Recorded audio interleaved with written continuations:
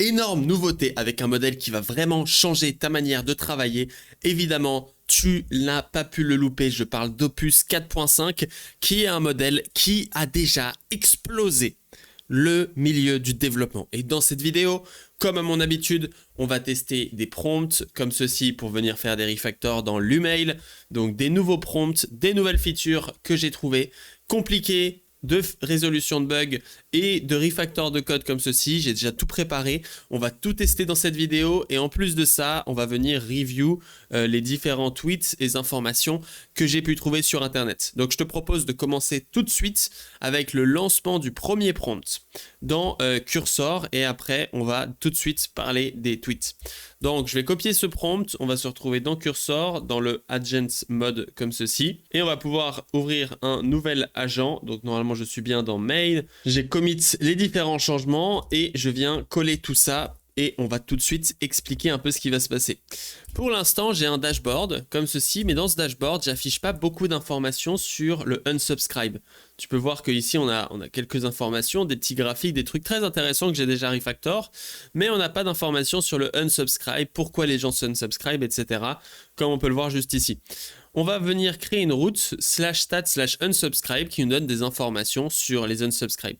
Pour ça, il va devoir créer une total unsubscribe overview, top unsubscribe reason. Donc en fait, je vais lui demander de créer 5 cards comme ceci. Top unsubscribe reason, parce que quand les gens unsubscribe, ils peuvent donner leur raison. Campaign with most unsubscribe, donc une vertical bar qui montre à quel point une campagne fait des unsubscribe. Et unsubscribe rate score, afficher un rate score comme la deliverability card, donc 100 points c'est s'il y a moins de 0,2, ensuite chaque 0,1 enlève 10 points, etc. Et card 5 and sync, unsubscribe over time, donc blablabla. Navigation, on doit pouvoir cliquer depuis le dashboard dans le bouton unsubscribe. Donc j'ai tout précisé. Là on a évidemment pas mal de petits modèles. Alors on a Composer qui est gratuit, mais Composer, on va pas se mentir, c'est de la... c'est sympa mais pas sympa. Ici, on va venir utiliser Opus 4.5, Sonnet 4.5. Donc pour l'instant, Opus est moins cher. On parlera des prix tout de suite après, t'inquiète pas. Et on va utiliser Gemini 3 Pro, en sachant que GPT 4.5, on n'en parle même plus. Parce que pour moi, GPT 4.5 et Codex AI sont des modèles inutilisables. Voilà, pour moi c'est déjà parti, donc si pour toi tu les aimes, moi je les aime pas du tout, donc on va tout de suite les abandonner. Donc ici, je lance Worktree et dans Main, et je viens lancer ces 3 agents comme ceci. On va pas passer par des plans mode, etc. hein. Ça me fait un peu chier, moi j'aime bien passer en mode YOLO, donc évidemment ici, on peut rajouter une petite section Workflow. Donc là je vais lui donner One Shot Workflow comme ceci, donc Explore, Code, Test, simple et efficace qui va permettre d'améliorer un petit peu la output. Donc ici, on a le prompt, on a les 3 agents qui sont prêts et on va lancer. Et en attendant, je vais te parler de 2 choses très importantes. La première chose dont on va parler, c'est la réponse aux gens qui me disent pourquoi je teste dans Cursor et pourquoi je teste pas dans Claude Code pour les modèles de Anthropic et dans Antigravity pour les modèles de Google. Et je pourrais aussi évidemment mettre ici pourquoi est-ce que je teste pas Codex dès que je parle des modèles de OpenAI. Pourquoi est-ce qu'on n'utilise pas Codex pour tout ce qui est GPT-5, etc. La réponse, elle est assez simple. Faire ça, oui, ça permet de tester le meilleur environnement d'après l'entreprise qui a créé le modèle pour le modèle. Mais attention, parce que faire ça vient créer un gros problème, parce que chaque modèle vient faire une définition des outils qui est complètement différente.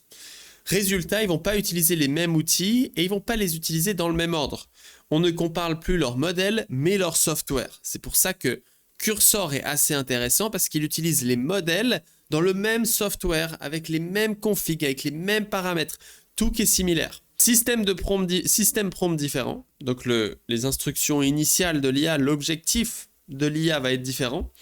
Et avec Cursor, par exemple, il y a l'indexing de code, sûrement avec Windsurf aussi, donc avec Antigravity, quand Claude Code et Codex n'ont pas d'indexing du code. Donc en fait, tout ça fait que utiliser Antigravity versus Claude Code n'aurait pas beaucoup de sens.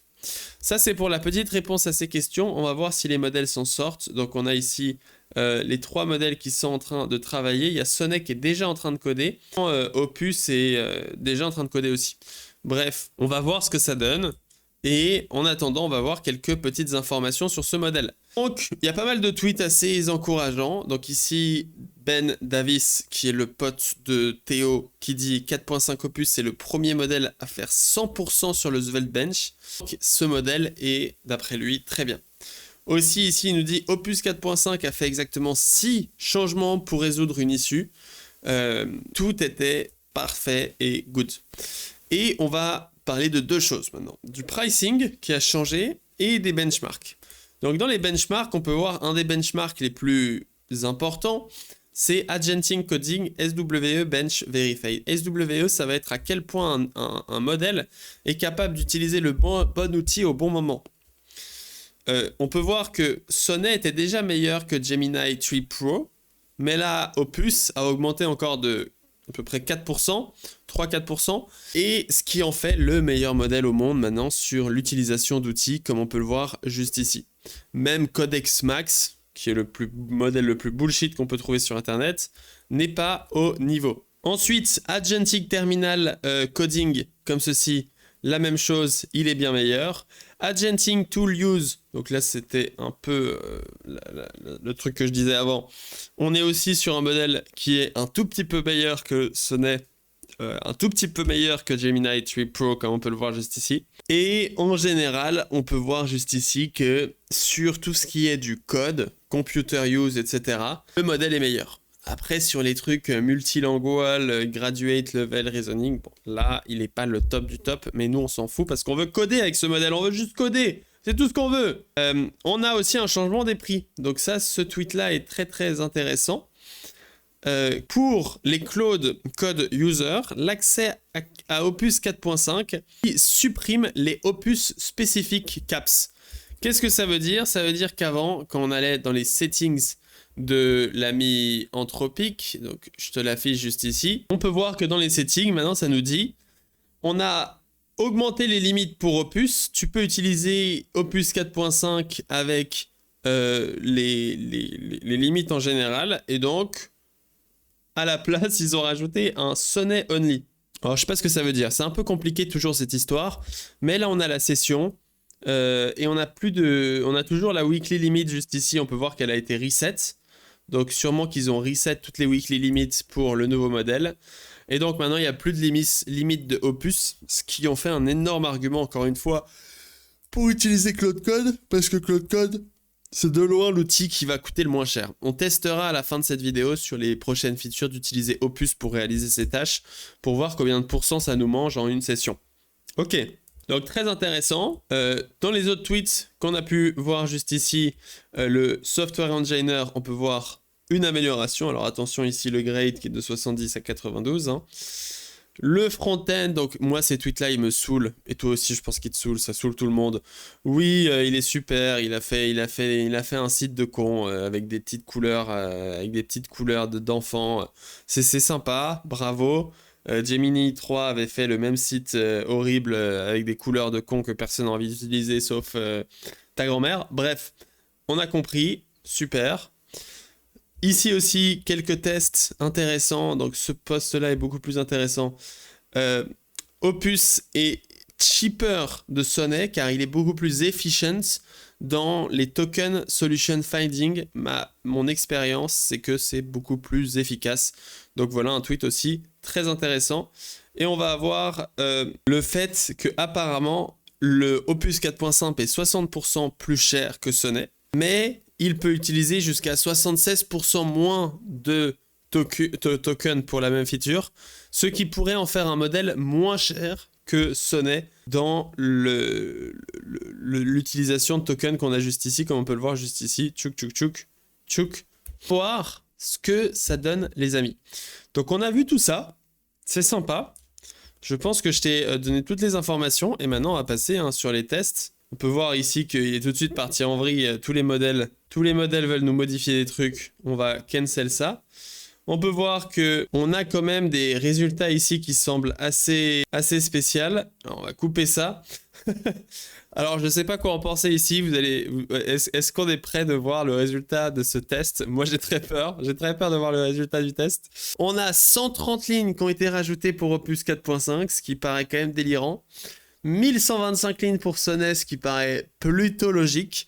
Et 417 lignes pour Gemini 3 Pro Preview. Ok, bon, on a les infos ici.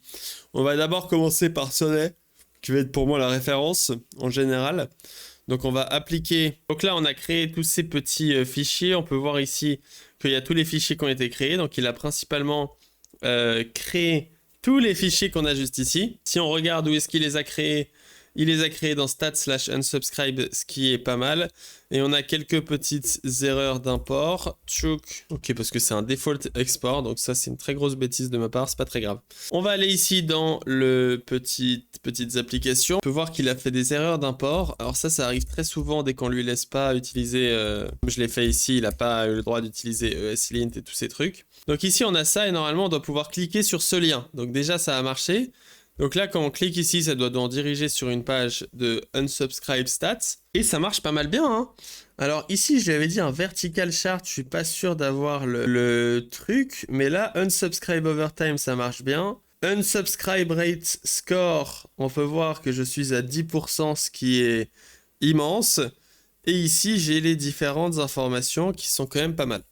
Donc, je vais lancer le serveur avec la config de production pour voir un petit peu des vraies stats. Donc voici un petit peu le vrai truc. Donc on peut voir que on a ici les raisons qui fait que les gens s'unsubscribe avec le temps. On a aussi les newsletters et les différents trucs. Par exemple ici, qu'est-ce qui a changé? Donc j'aurais bien voulu vertical. Bon, c'est une petite erreur. Et ici mon score. Donc moi j'ai un unsubscribe rate de 0,343, ce qui me fait un 90 sur 10, qui est un bon score. Et donc, à part ce graphique-là qui est pas très bien et que là, c'est pas vertical, ça reste un très bon travail de la part de Sonnet. Ok, durant le record de la première version, il y a eu quelques petits problèmes et donc j'ai relancé Opus 4.5 sur cursor comme ceci dans une version clean parce que j'avais fait un petit problème. Donc, on va comparer la nouvelle version de Opus qu'on a juste ici. Donc, si je refresh, on a le dashboard là. Et là, on peut voir qu'on peut cliquer sur ce unsubscribe et voici la version d'Opus. Donc, elle est assez parfaite. On peut voir ici que le graphique, il est correct, juste ici. On peut voir ici que le unsubscribe raison, il est correct. Il est bien vertical, d'ailleurs. Ça, c'est correct, ça, c'est correct. Et là, on a bien le graphique. Alors, ici, il n'a pas compris un truc. C'est qu'il a repris exactement le même graphique qu'on a juste ici, au lieu de venir m'afficher uniquement les unsubscribe. Donc là, il y a une mauvaise compréhension de ces informations. Et donc, sinon, en règle générale, ça reste très bien. Donc, si on teste de lancer le serveur juste avec les données de prod, comme on l'a fait depuis le début, pour voir un petit peu la différence. Donc, on va venir lancer ça juste ici. Donc là, on peut voir sur la version d'Opus, il y a tout qui est pas mal. Ce graphique est respecté, ça c'est respecté avec les bonnes données et le pourcentage. Et ici, on n'a pas le bon graphique, donc ça c'est la seule erreur. C'est ce graphique qui a mal été fait. Mais sinon, il y a tout qui est pas mal. Donc c'est vraiment la meilleure version par rapport à Sonnet. Il a fait quand même un meilleur travail juste ici de raisonnement et de respect de la feature, donc à noter. Si on fait le petit comparatif que j'ai pu faire des erreurs dans la vidéo d'exemple, Opus ici, il respecte tout ce qu'il faut avoir. Donc j'avais juste au début, il y avait eu un bug et donc tout était erroné. Et donc ici, il a respecté les graph styles, il a respecté précisément les features et il a été très très smart. Donc il n'y a rien à dire, le graphique est top. Il y a juste quand même à noter l'erreur du graphique performance où il m'a affiché en fait les subscribes alors qu'il n'aurait pas dû l'afficher. Ok, on va aussi retester Gemini 3 Pro pour venir vraiment faire une review des deux features très honnête. Donc là, on peut voir que Gemini a fini de générer tous ces fichiers. Donc tu vois, je l'ai relancé sur un code clean, etc. Parce que sur ma première génération, il y avait eu quelques petits problèmes. Et donc, on va pouvoir le tester juste ici. Je vais refresh et on a déjà une sorte d'erreur d'import donc sur Gemini où il a fait une erreur juste ici. Je vais lui partager l'erreur ou peut-être que j'arrive à la corriger moi-même. Avec Sonnet, on avait corrigé les imports nous-mêmes. Donc moi, il n'y a pas de souci.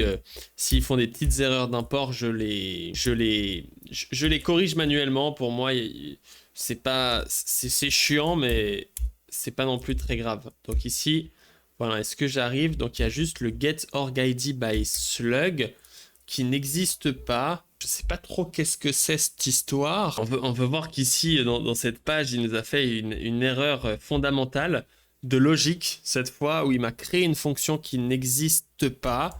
Donc c'est quand même pas pas cool. Normalement, org, c'est await get required current org cache et org id, ça va être org.id comme ceci. Donc si on fait ça, normalement c'est beaucoup mieux. Ici les params aussi, il a fait une erreur. Donc là on est aussi pas mal, hein. Pas très bien. Donc moi dans mes tests, premier test Gemini était horrible, mais ici il y a une mauvaise compréhension de mon code, ok, parce qu'il a pas one shot le truc, alors que je lui dis quand même quoi faire. Donc mauvaise compréhension. Ah putain, je sais pas écrire ce mot, je suis vraiment désolé. Non, c'est une blague. Je sais sûrement l'écrire, mais il faut que je réfléchisse plus souvent. Et ici, création de méthodes qui n'existent pas. Donc ça, c'est du sonnet il y a 1 an et quelques, quoi. Donc ici, on a fait les petites updates. On va pouvoir voir le graphique. Donc là, je refresh une deuxième fois, puisque l'auto-refresh, c'est pas fait. Donc là, on a le loading qui est vraiment infâme. Faut vraiment que je change ce loader. C'était pour améliorer la rapidité des pages. Et là, vous voyez que la version de Gemini, Gemini, c'est du bullshit. Encore une fois, les gars, c'est incroyable. Tous les bullshitters qu'on a sur Internet. Regardez-moi ça, ça n'a rien à voir. Enfin, ça sert à... Est-ce que j'ai besoin de commenter? Est-ce que j'ai besoin de commenter le travail de Gemini ici? Que je compare parce que ça reste le dernier modèle le plus puissant. Il y a rien, il y a rien qui va. Ici, unsubscribe, vous l'avez vu avec mes anciens trucs. Ici, c'est faux. C'est pas ça que je lui ai demandé. Unsubscribe rate score, il est mal calculé parce qu'il devrait être à 90. On l'avait déjà vu avant, tous les Sonnet et Opus ont fait. Ici, le graphique est mauvais, les couleurs vont pas. Daily unsubscribe, ça va bien. Et il m'a créé un nouveau graphique qui sert à rien. Donc ça me fait penser à la première version de Sonnet qui avait fait aussi l'erreur. Mais ici, il m'a refait l'erreur une... Non, les amis, c'est infâme.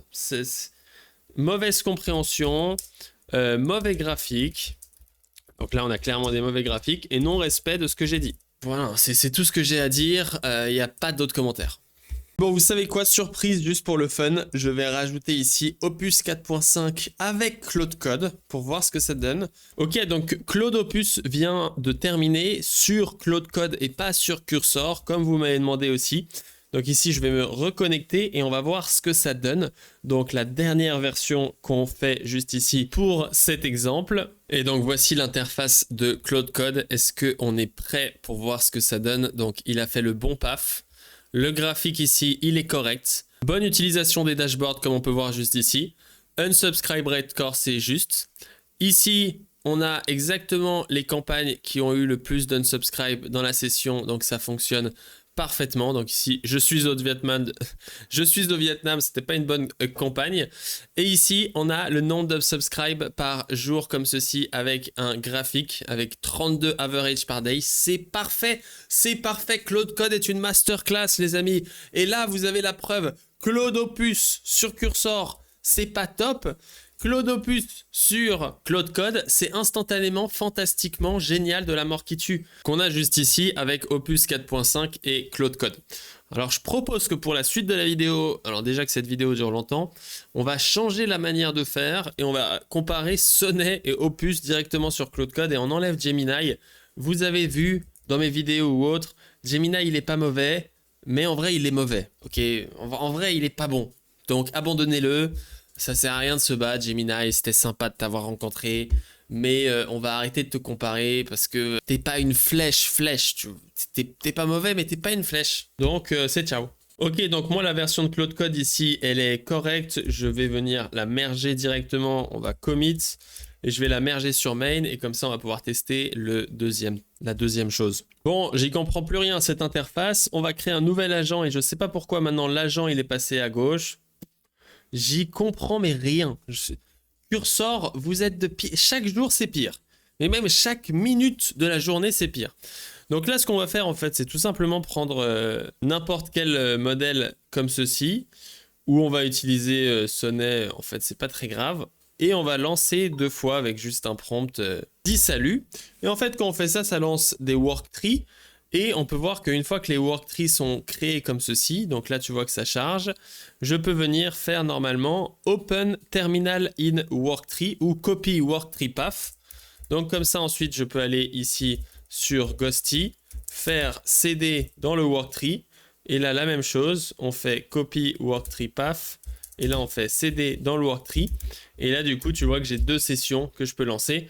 Donc ici on a Sonnet et ici on a notre ami Opus. Et donc là je vais pouvoir faire /modèle.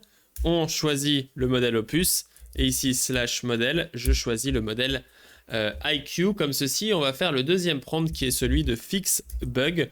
Donc actuellement si on s'amuse à aller comme ceci.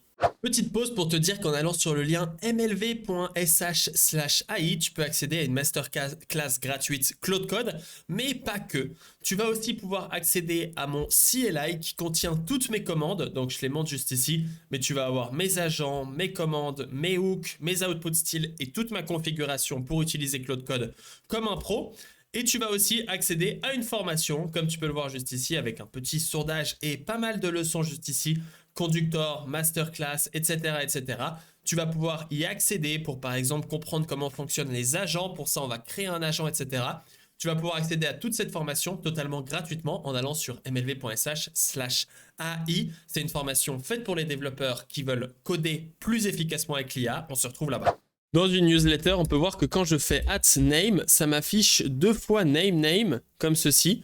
Et moi, j'aimerais bien que ça m'affiche qu'une seule fois le name. Et donc, c'est la résolution du bug que je vais tester ici. J'ai jamais réussi à le résoudre tout seul. J'ai jamais essayé aussi. Mais comme ça, on va lui demander bug fix. Donc ici, je le lance sur les deux endroits comme ceci. Et on va voir un peu ce que ça va donner. On peut voir qu'avec Opus, il a corrigé son problème correctement. Ici, on a bien le name qui s'affiche avec le premier worktree qui a super bien fonctionné. Et le deuxième worktree, et si on regarde la diff, c'est qu'ici, il a utilisé un set qui permet de filtrer et de s'assurer qu'il n'y ait qu'un seul type de variable. Si on undo les changements qui sont juste ici, boum, et que j'utilise mon super script que je viens de créer pour appliquer des worktrees dans mon code actuel. On a ici le deuxième worktree. Là, il a fait la même chose avec un code un peu plus compliqué sans set, mais ça semble fonctionner aussi. Et donc là, je pense qu'on va voir que si je refresh, ça fonctionne aussi. Donc les deux ont très bien réussi ici leur mission. Il n'y a aucun souci. Donc là, boom, name, ça affiche bien le name. Alors on peut voir que je peux juste pas forcément sélectionner, mais boum, ça m'affiche le name. Je peux cliquer pour changer variable name default. Ça envoie vraiment du lourd, donc c'est parfait, c'est validé. Je préfère personnellement la version d'Opus qui ici avait fait ça, donc pour la résolution de bugs. Voilà, il n'y a aucun souci, les deux modèles sont super doués. Hop. Bon, troisième feature pour le fun, parce qu'il faut qu'on teste des trucs un peu différents. Donc là, on a Sonnet, là, on a Opus. Problème to fix, Create Sender Button Replacements. Actuellement, quand on va dans Email Sender ici, j'avais vibe codé ça et c'était vraiment infâme. Et l'interface est vraiment infâme et c'est une très grosse erreur. Il faut à tout prix résoudre ce problème le plus rapidement possible. Donc ici, quand on se rend là, on voit que Create Sender Button, il n'est pas du tout à la même place que les boutons généralement. Donc là, tu peux voir que normalement, il y a un bouton ici à côté du texte. Et là, il m'a foutu un bouton ici, c'est très moche. Quand on clique ici, il ne se passe rien, on n'y comprend rien. On doit cliquer là pour Edit, pour avoir ce menu Edit qui n'est pas du tout pratique. Et pourquoi est-ce qu'il a fait tout ça? C'est parce qu'il y avait des limitations sur le code existant. Donc il va devoir faire pas mal de modifications et de refactor pour venir faire fonctionner ces nouvelles features. Et donc là, je lui ai dit... Voilà, on va créer un bouton sender qui va être placé dans le bon emplacement comme les workflows. On va enlever le send out count. On va faire en sorte que quand je clique ici sur la carte, ça m'affiche directement l'éditeur. Et que quand je clique ici, ça m'affiche le menu ici uniquement quand j'ai besoin de ce menu. Donc on demande le refactor de tout ça. Donc on a Opus et Sonnet et on va voir un peu le résultat. Ok, donc les deux IA ont terminé avec Sonnet et Opus d'un côté. On va pouvoir tester leurs différentes mises à jour. Donc on va commencer avec Opus juste ici. On va copier cette petite ligne de code comme ceci. Donc là, il nous a modifié la page et le email sender list comme ceci avec un petit bouton. Alors je ne sais pas exactement où est-ce qu'il a créé ce bouton. J'ai l'impression que ça ne l'a pas copié. Oh non, parce que c'est pas une mise à jour et donc l'IA n'a pas réussi à me faire celui-ci. Ok, je vais fixer ce problème et on revient tout de suite. Ok, donc on a fait la petite update juste ici et on peut voir que ici je suis avec Opus ou Sonnet, hein, je suis avec Opus. Il a fait ça parfaitement, on a le Create Sender qui est bien placé et quand je clique ici ça affiche l'edit et quand je viens sur le menu ici ça affiche le menu et ça affiche pas l'edit. Donc il a bien réussi à refactor du code existant. On peut voir que le code qu'il a pu nous générer juste ici il est plutôt clean, hein. Il a suivi les principes que je lui avais dit. Ici, il a enlevé le code qui était infâme qu'il a fait juste ici avec plusieurs trucs. Et il a fait le Create Sender button juste ici. Il y a tout qui fonctionne vraiment bien. Et donc le code ici, rien à dire. Tout est parfait. Et il a one-shot la feature sans aucun problème. Si maintenant on compare avec ce que Sonnet a fait, alors il y a des risques. Vu qu'on utilise Claude Code, il y a tout qui est à peu près parfait. Donc c'est assez dur de venir trouver des problèmes. Juste ici, on peut voir qu'on a à peu près les mêmes fichiers qui ont été mis à jour, avec la page, la layout action, ici le bouton qui fait à peu près la même chose que ce qu'on avait vu avant, et ici les quelques mises à jour, ok. Donc là, on peut voir que quand je refresh, la même chose, le bouton est au bon endroit. Ici, il n'a pas fait le hover, mais ça fonctionne.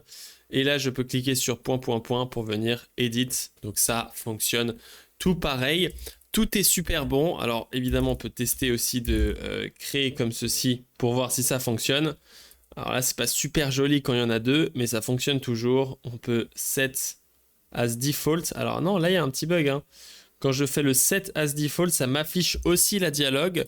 Là, c'est intéressant. On va tout de suite comparer avec l'implémentation de l'ami Opus. Quand je viens ici et que je fais set as default, ça m'affiche aussi ce menu. Alors les deux ont fait le problème. On peut voir que les deux sont assez similaires ici sur les tests qu'on a pu avoir, ce qui fait qu'on n'a pas de grande différence. Voici pour ces deux tests. J'espère que tu as kiffé. En tout cas, voilà, pour moi, hein. Ok, pour changer l'outro, je vais faire petit vlog comme ça. Les petites informations que je peux te partager après ces tests, c'est 1. Utiliser Claude Code et éviter d'utiliser Cursor. Alors, pour tester de manière faire, par exemple des modèles comme Gemini versus Claude, j'utilise Cursor. Mais en règle générale, au quotidien, je n'utilise jamais l'agent Cursor. Il est bien moins bon. Le système prompt est mauvais, etc. Et tu as toujours des résultats qui sont moins bons. Donc, ça ne sert à rien même d'essayer. Deuxième chose, Opus est meilleur. Alors après, Sonnet est déjà super bon, on le voit dans les tests, les modèles d'Anthropic sont déjà incroyables. Et on peut le voir avec ce test de Gemini 3, je pense, voilà, moi Gemini 3 il m'a vite fatigué, j'ai vite arrêté d'utiliser l'histoire. C'était sympa pour la hype parce qu'il est très bon pour one-shot des sites. Pour coder au quotidien, il est pas top. Je ferai un autre tour sur Opus parce qu'en ce moment je suis en train de refactor le code de Paddle Pro. Il y a beaucoup de choses mais j'ai pas le temps de faire la vidéo ici un petit peu en rush avec ces nouveautés là, donc ce sera plus tard. On se dit à bientôt, ciao ciao.